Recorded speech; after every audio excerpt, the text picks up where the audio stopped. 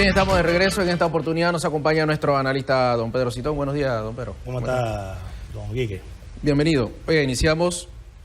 Ya finaliza la gira del presidente de la República, se encuentra en Panamá. ¿Qué balance final nos deja esta gira internacional? Bueno, un balance positivo. A todas luces, es un balance positivo de una gestión que ha hecho el presidente de la República a través de lo largo de sus casi 4 años de mandato. Creo que el presidente de la República ha entendido que los viajes al exterior tienen incidencia hacia la política doméstica. Y eso lo hemos visto en varias situaciones, no solo ahora. El presidente de la República demostró desde la Cumbre de las Américas, y mucho más antes cuando era canciller de la República, su liderazgo regional, su respeto que le tienen sus pares en América Latina, y que le ha proporcionado entonces a él la posibilidad de hacer una Cumbre de las Américas que fue tan exitosa. Esa Cumbre de las Américas, con esa visión del presidente Varela, también le ha servido en sus viajes de misión bilaterales en las diferentes cumbres a las que ha asistido. Creo que esta última nos recoge solo satisfacciones.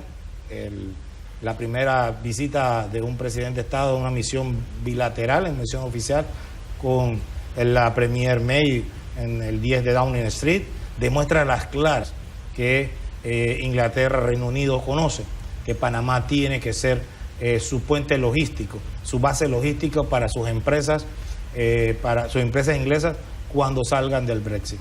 Asimismo, la postura institucional del presidente de apoyar la creación de un Estado de Palestina, apoyar y reunirse con el presidente Abbas para decirle personalmente que tiene el apoyo de Panamá, del gobierno de Panamá, para seguir creando las posibilidades de crear el Estado palestino, que era desde el año 48 una necesidad internacional.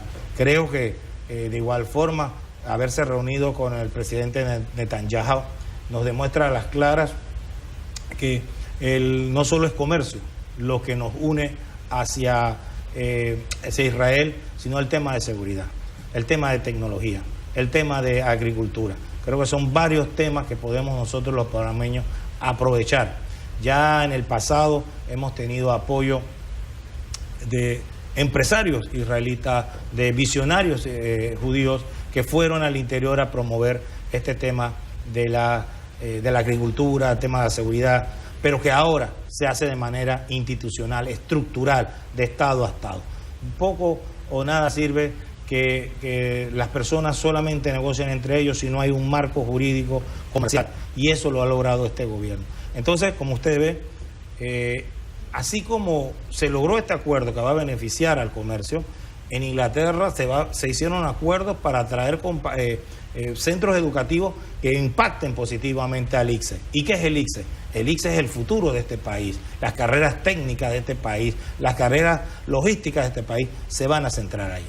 Hablando de ICSE, finalmente se logra el acuerdo entre Capac y Suntra. Era un edificio que está bastante avanzado y que, bueno, ya hay buenas noticias en ese sentido. Sí, pero ese es un modelo, mire, yo creo que fue malo, muy malo, pésimo de los medios de comunicación social y de las redes, de querer satanizar a los grupos obreros.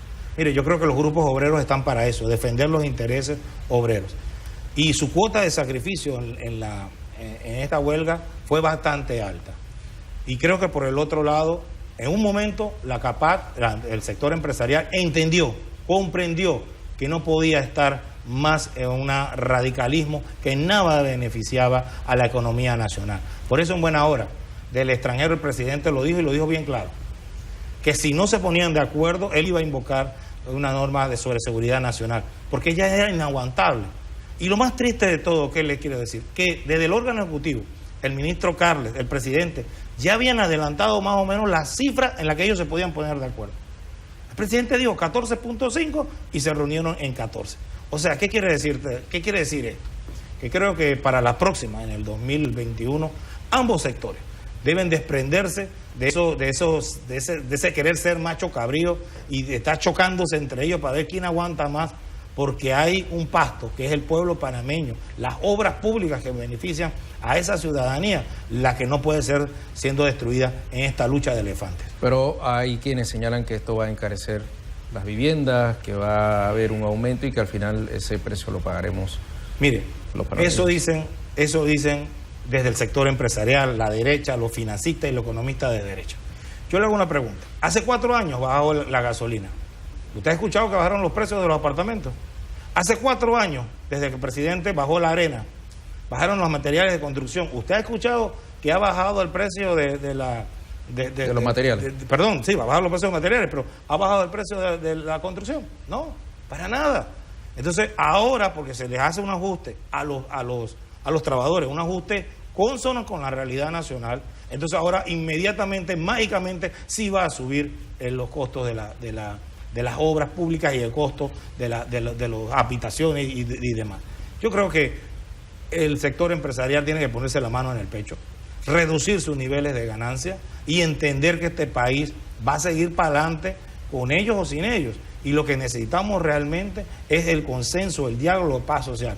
Esa estrechón de manos entre la dirigencia obrera y la dirigencia empresarial es la que queremos que tengan todos los días, que no se llegue al extremo de una huelga, que se logren en una mesa de negociaciones estas reclamaciones justas de los obreros y que los obreros entiendan que tiene que haber una capacitación mayor de sus miembros, de sus allegados. ¿Por qué? Porque necesitamos cada día una mejor obra de construcción. Mire lo que pasó el fin de semana en Multiplaza. Se cayó un techo, se cayó no sé qué. Si eso hubiera sido una obra pública, una obra del Estado, usted no tiene idea de lo que hubiera estado pasando en el día de hoy, los reclamos de la gente en contra del Estado. Entonces, así como nos jactamos que somos un país que tiene esta línea de rascacielos y que tiene una serie de construcciones fabulosas, tenemos también que seguir mejorando esa clase obrera en el tema de la seguridad. ¿Cuántos muertos no han habido en el tema de las construcciones? Entonces hay que invertir también sobre eso y creo que le corresponde tanto al Estado, a la empresa privada, como al sector obrero, el mejorar las condiciones de seguridad laboral en esas construcciones. Pero hay ahora quienes apuntan a que el 44% cuando se traten de megaobras también les permitirá o dará un incremento en el precio de las obras públicas, sobre todo en proyectos grandes como Cuarto Puente sobre el Canal, la línea 3 del metro. ¿Le tocará entonces? ¿Usted sabe cuánto costó el puente Centenario? No. Costó 100 millones de dólares más una adenda de 10 millones de dólares. 110 millones de dólares. Entonces, yo me acuerdo claramente cuando se jactaban que era un puente peatonal. ¿Usted sabe cuánto cuesta el tercer puente del canal en Colón? ¿Cuánto? Hecho por una compañía americana, francesa, 480 millones de dólares. Claro que hay un encarecimiento. Claro que hay un encarecimiento de las obras públicas, pero lo que hay que destacar y rescatar en esta administración es que ese aumento no ha sido por coimas, no ha sido por situaciones como el caso Blue Apple, que es donde se daban 20, 40, 60 millones de dólares al ministro de Obras Públicas, a representantes del gobierno, a los hijos del presidente y un largo etcétera. Esa es la gran diferencia. Si las obras suben por razón de costos de mercado, es entendible. Lo que no es entendible, y eso lo ha dicho varias veces el presidente de la República, que él responde por sus obras, porque él ha dado cifras de que sus obras públicas están a la par de construcciones en el sector privado. Eso quiere decir, entonces, que tenemos un gobierno honesto, que tenemos un gobierno transparente, que está rindiéndole cuenta a la ciudadanía y que esas obras no solo son obras por sí mismas, sino son obras que impactan al desarrollo humano de las personas. Eso es lo importante. Hablando de obras, tenemos una ciudad que ha cambiado producto de esa descentralización y le ha permitido al alcalde hacer un sinnúmero de proyectos en beneficio de la población panameña. Daba un informe este fin de semana. ¿Qué balance hace usted de lo planteado por el alcalde? Yo tuve la oportunidad ayer de leer el knockout en un diario de la localidad. Sí. Que le hicieron una entrevista que le hicieron al alcalde, y hoy en la mañana, antes de entrar a esta entrevista, escucharlo. Y bueno, él siempre pondera el tema de la descentralización, más en esta ocasión no lo ha hecho. Lo que sí es cierto es que el municipio de Panamá fue sacrificado, porque muchos de los dineros que tenían que venir del tema de la descentralización han ido a otros municipios pobres. Es un acto de solidaridad. Pero los dineros recaudados y que el Estado, o sea, el presidente Varela, desde el primer año de gobierno se los trasladó en un proceso de descentralización. Aquí estuvo, y usted la entrevistó a la secretaria de descentralización. Ella explicó perfectamente cómo es que se han preparado algunos municipios mejor que otros, cómo es la rendición de cuentas en los municipios, que en el 80% hay fiscalizadores de la Contraloría. En el caso del municipio de Panamá, podemos señalarle que el gran éxito de la gestión del alcalde Blandón proviene precisamente del sacrificio, del desprendimiento del presidente Varela, al hacer el proyecto de ley de descentralización una realidad, y esa realidad darle fondos efectivos para él y las 21 comunas municipales. Y que ahora se busca con una reforma constitucional también darle más poder, ¿no? Bueno, no, lo que se está buscando es que elevar el tema de la descentralización a un nivel constitucional. Y eso es muy importante, porque no va a venir ni otro gobierno a ser un chantajista político y estar tratando de decir, hey, te cambio la ley. Te cambio la ley si no me apruebas esto. Te cambio la ley si no. Entonces, ojo con eso. Ya ha pasado. Que ha pasado en anteriores ocasiones. Entonces, creo que el presidente de la República, de una manera coherente, ha manifestado que necesitamos una reforma constitucional vía una asamblea constituyente paralela, como lo establece nuestra Constitución y como es el deseo de las grandes mayorías de este país. Ahora, ya hay continúa ese consenso, esa búsqueda de opiniones de la sociedad civil. ¿Qué ha escuchado usted de lo que han planteado algunos tanto sectores? El ministro como el viceministro de la Presidencia, Álvaro Alemán y Salvador Sánchez, han hecho una ronda de conversaciones con partidos de derecha, partidos de izquierda, con empresarios, con obreros, y se han sacado muchas ideas. Hay algunos que proponen por una constituyente originaria, perfecto. Hay otros que están pidiendo una reforma constitucional en 2 asambleas, perfecto. Eso es lo que se va a escuchar. Entonces, yo creo que una vez que se termine esa ronda de contacto, lo que nos lleva a pensar es que el presidente recibirá un informe. Y el presidente de ese informe tomará una decisión el 1 de julio, que comunicará a la ciudadanía. ¿Y qué es lo que debe comunicar el presidente a la ciudadanía? Hombre, que vamos a tener una asamblea constituyente paralela y que se van a elegir. Ojalá esa sea la decisión del presidente, porque no podemos permitir que dos asambleas reformen la Constitución, porque va a ser un parche más, y los grandes temas nacionales que están enquistados en la crisis que hoy vive la Asamblea Nacional no van a ser tocados. Oye, ya hablando de cambios en la Constitución, finalizó el periodo de selección, de escucha de los candidatos o aspirantes a magistrado de la Corte Suprema de Justicia. Al final yo creo que ha pasado sin pena ni gloria, más que lo que ocurrió dentro de la Asamblea Nacional. Finalizó hoy. Mire, las 2 magistradas rechazadas, que fueron designadas por el Ejecutivo y rechazadas por el órgano legislativo, tenían las mismas calidades de independencia, conocimiento, éxitos laborales que tienen los 20 candidatos que nos asoman hoy en esa evaluación que se está haciendo. Creo que lo han dicho tiros y troyanos dentro de esa comisión, que todos y cada uno, unos más y otros menos, cumplen no solo con los requisitos constitucionales, sino que cumplen a su vez con el perfil de independencia, el perfil de honestidad, el perfil de académico que se requiere. Entonces, yo creo, vuelvo y le digo, una vez más el órgano ejecutivo, para evitar la confrontación, hace caso a ciertos sectores y lleva esto a un tema de debate y más debate. Mire, no es insano en una democracia este tipo de situaciones. Pero ahora vamos a ver cuando se hagan después de estas cosas psicométricas, estas pruebas psicométricas. Imagínese usted, un magistrado de la Corte Suprema prueba psicométrica como si fuera estudiante.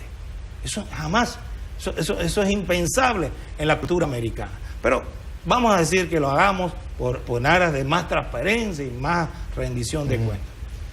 Yo quiero saber ahora cuál va a ser la excusa de la Asamblea Nacional para rechazar a estos 2 nuevos magistrados que designe la Asamblea. Pero estoy confundido, don Pedro, porque ahora el presidente cumple con lo que pidió la sociedad, pero ahora inclusive se argumenta el tema del magistrado de la Corte Suprema como para imponer al candidato con el tema de la partida 080 y que el presidente quiere imponer al candidato por venimos de una consulta. No entiendo. No entiendo qué está pasando. Mire, yo le voy a decir algo. Explíqueme. Si el presidente lo hubiera querido hacer, lo hace. Y le explico por qué. Por allá, por cuando el presidente Pérez Valladares era presidente de la República, compró, alquiló a diputados y consiguió los votos para hacer su famosa sala quinta, que era una sala quinta de inmunidad para él, de impunidad. Y consiguió nombrar también a los magistrados de esa corte de la sala quinta. Entonces sí, y en otras ocasiones se ha escuchado con el caso Semis de ratificación de magistrados a punta de maretinazos. Esto no se dio ahora. Y si el presidente lo hubiera querido hacer, lo hace, pero el presidente es de otra casta, tiene otro tamiz político y entiende que no se puede seguir haciendo esas prácticas malsanas del pasado. El presidente presentó a 2 personas, una fiscal anticorrupción, una fiscal de éxito. ¿Y qué se le criticaba a esa fiscal de éxito? Hombre, es que es tan exitosa que se debe quedar en la Fiscalía Anticorrupción. Imagínense usted, o sea, por ser buena, mejor quédese aquí. Y la otra persona, es porque militó en la campaña del presidente Varela. Pues si le exigimos a los ciudadanos le pedimos, a los buenos ciudadanos, que vayan y hagan política, porque no le podemos dar a la política a los malos. Pero eso está en la Constitución, ¿no? Exacto, entonces, política. Porque ella era allegada al presidente, esposa de un viceministro. Imagínense usted la misoginia legislativa de esos diputados. Que porque era la esposa de un viceministro, había que rechazarla. Eso no tiene cabida. Rechácela porque no tenga capacidad, rechácela porque no tenga independencia, porque era la esposa de un viceministro. Por eso no se rechaza a una persona, ni a una mujer, porque se demuestra lo bajo que se es.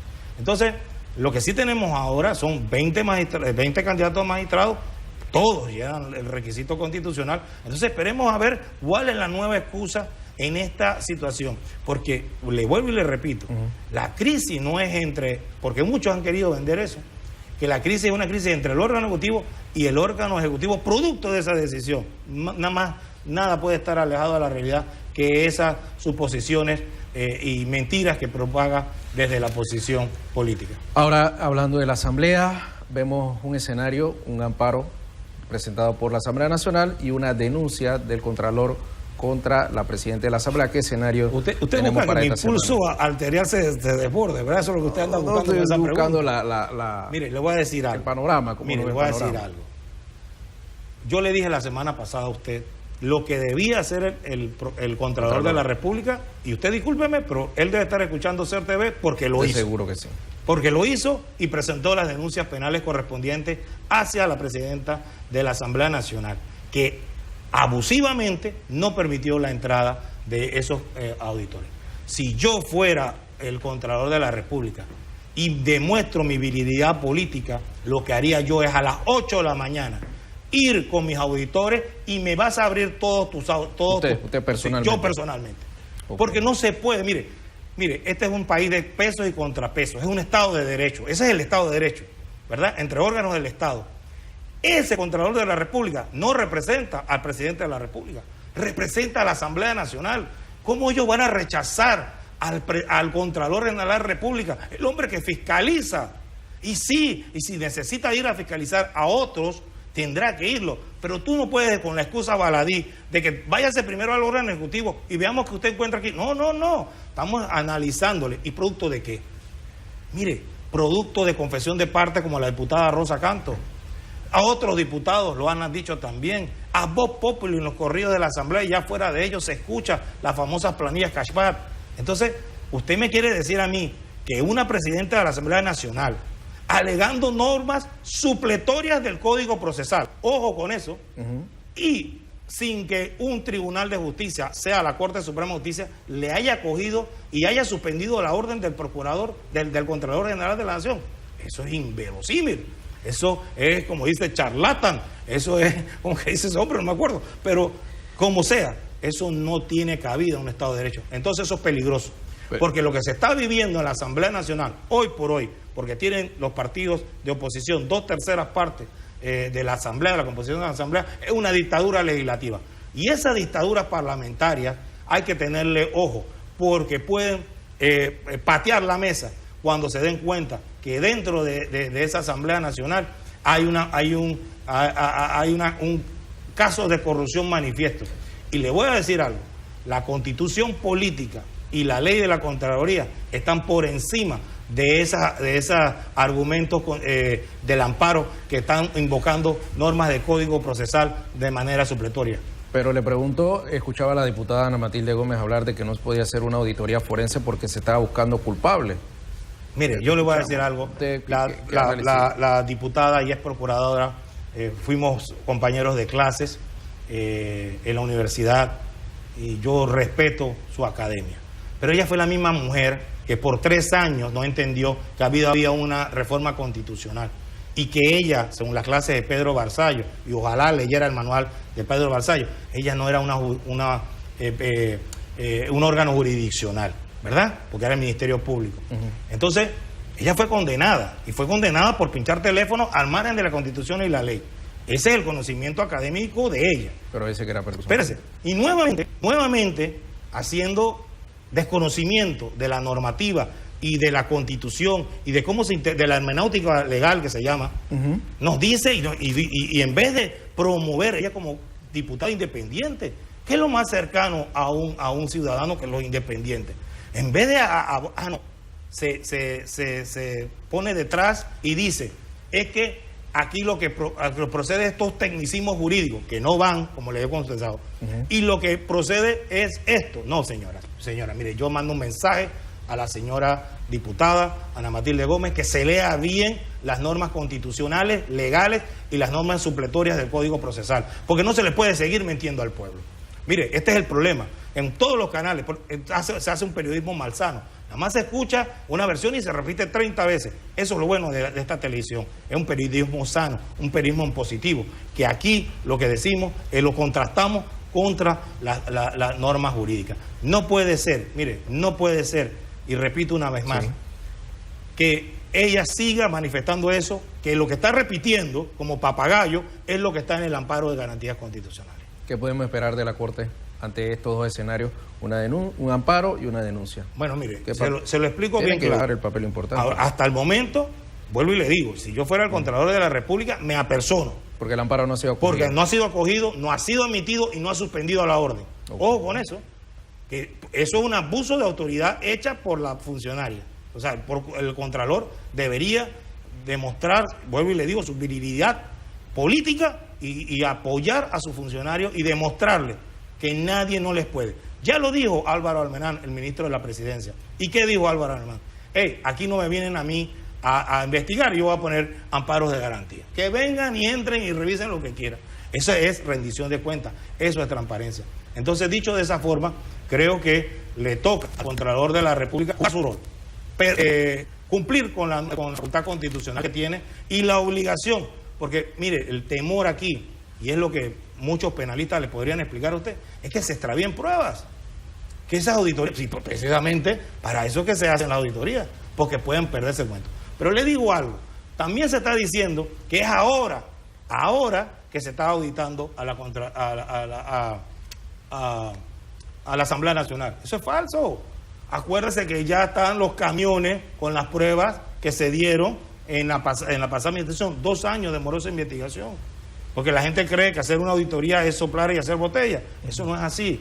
Entonces, yo creo que la Corte Suprema de Justicia debería hacer un pleno hoy, o el magistrado sustanciador, creo que es el magistrado Sadalice, debería admitir o no admitir, pero darle una respuesta rápida a la situación, porque la que realmente está sufriendo es la ciudadanía con esa crisis que está enquistada en la Asamblea Nacional y que demuestra el poco importa y la falta de respeto. Mira, aquí el secretario general de un partido de oposición le dio epítetos para llevar al Contralor de la República. Y eso demuestra una falta de respeto institucional, porque en la Asamblea algo huele podrido y no está en Dinamarca. Hablando de... vamos a terminar este análisis en ese punto. Me bajo mi presión arterial. Sí, vamos al análisis ahora internacional, porque usted también es analista internacional. Lo ocurrido en Venezuela, 5 millones.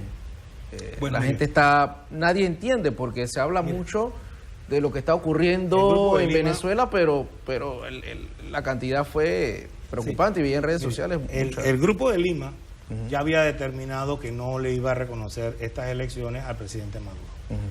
El Grupo de Lima y Panamá también acaba de sacar un comunicado en que reafirma que no va a aceptar los resultados de esta elección.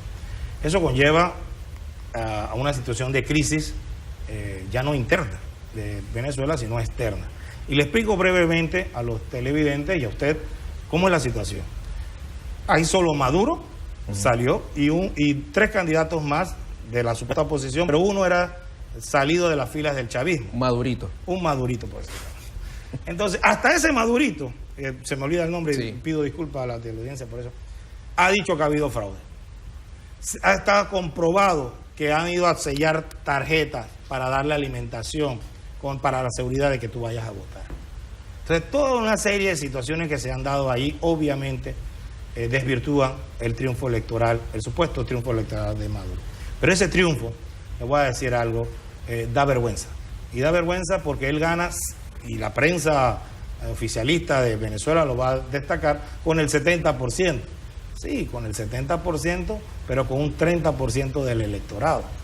Entonces, ¿qué quiere decirle eso a usted? Que usted gana por menos de la mitad. O sea, el antesionismo es el gran vencedor de la jornada. Sin contar que la mayoría de emigrados. Y que no votaron tampoco, no votaron. Porque la instrucción de la oposición democrática era no ir a la votación. O sea, que ¿Pero el llamado... ¿Pero por qué no? Mire, yo no voy a cuestionar las tácticas políticas de la oposición. Creo que cometió un error la oposición política de Venezuela, pero ellos sabrán por qué lo están haciendo. La realidad hoy es que Panamá no acepta estos resultados. ¿Por qué? Panamá dice que ha habido irregularidades, falta de transparencia, saca un comunicado muy escueto, muy comedido, pero que dice no vamos a rescatar. ¿Qué pasa? Que las elecciones fueron ayer, pero fueron, o sea, hoy, en este mes, y el presidente asume funciones en enero del 19.